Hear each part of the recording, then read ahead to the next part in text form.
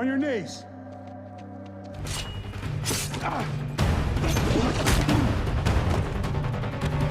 We need him alive.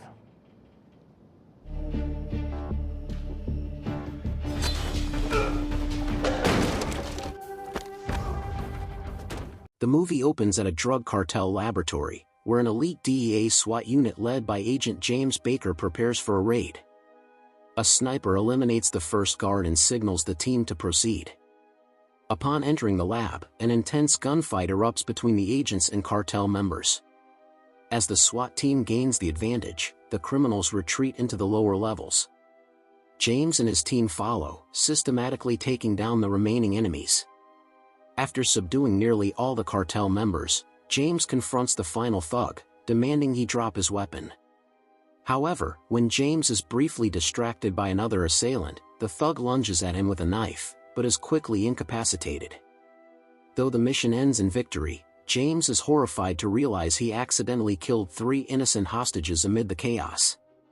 Haunted by visions and PTSD from the tragic mistake, he is sent home for medical leave and reunites with his wife and 2 teenage daughters after a long absence. Meanwhile, we're introduced to Johnny, a hardened ex-con and war veteran of Iraq and Afghanistan. While serving his sentence, Johnny earned early release through good behavior. On his final day in prison, several inmates attempt to settle old scores, but Johnny overpowers them effortlessly. Outside, friends pick him up and ask him about the money Johnny allegedly stashed away before his arrest. A flashback confirms that Johnny hid $3 million in a house, coincidentally, the very home now occupied by James and his family. One of James's daughters unknowingly finds the cash and begins spending it, even using part of it to surprise her parents with a mountain vacation. One night, while taking more money from the stash, one sister is caught by the other. An argument breaks out over whether they should be using the money at all. One insists it's theirs now, the other feels it's wrong. Elsewhere, Johnny reconnects with his brother and stresses that they need to recover the money discreetly. That night, Johnny's crew scouts the house and confirms there are 4 people inside. James, suffering from sleepwalking and paranoia, senses something is wrong and fires his gun at the window when he thinks someone is sneaking in. The intruders flee, and James, shaken, tells his wife he may need to leave for their safety, but she convinces him to stay. Later, James's old friend Sebastian visits for support. James asks him to watch over his family in case he spirals again.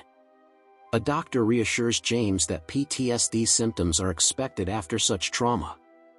Meanwhile, Johnny learns about James's background from a corrupt cop, promising the officer 10% of the money in exchange for help. The cop later tries to arrest James under a fake warrant, but James realizes the order isn't legitimate and is released. As James and his wife leave for the planned mountain getaway, 2 of Johnny's men stall the car under the guise of checking the engine. Meanwhile, back at the house, the daughters throw a movie party with their friends. Unaware of the danger, the intruders prepare for the heist. During the drive, James confides in his wife about the accidental killing of a woman and 2 daughters. She comforts him, reminding him it was a tragic mistake. Back home, Natalie, one of the daughters, finds a hidden box containing another cache, a valuable ring, and a photo. She searches online for the previous homeowner and learns about Johnny's arrest and the woman in the photo, likely his ex-wife. She hides the box in her computer case and contacts Sebastian, who advises her to stay calm and hide the money. Meanwhile, Dominic, one of the thugs, takes pills to boost his nerve, alarming the others with his instability. Natalie finds her sister at the party and warns her of what she's found. She also tries to contact their father. As the criminals mask up and approach, they spot teens outside.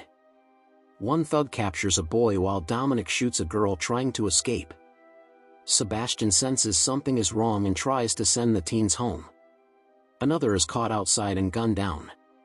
Then, the intruders break into the house, and Dominic begins killing the guests. Natalie hides under her bed and calls her mom's phone, but James answers. Unfortunately, the signal is poor, and he doesn't understand her. He promises to call back, but the signal is lost. Dominic eventually finds Natalie, and when James regains signal, he hears the message and plays it for his wife, who confirms it's real. They rush back in the house. Sebastian has already been tied up. The thieves start gathering the money, but realize the ring is missing, along with $100,000. They question Natalie's sister, but she denies knowing anything. Eventually, they find the missing cash hidden behind a wall. Sebastian manages to free himself and fights Johnny's brother and beat him to death, but is knocked unconscious by another thug. They inform Johnny of his brother's death. Later, Johnny meets up with an old associate, Ree, after winning a street fight. Johnny tells Ree about his brother's death and recruits him for a new job. Johnny and the gang return to James's house.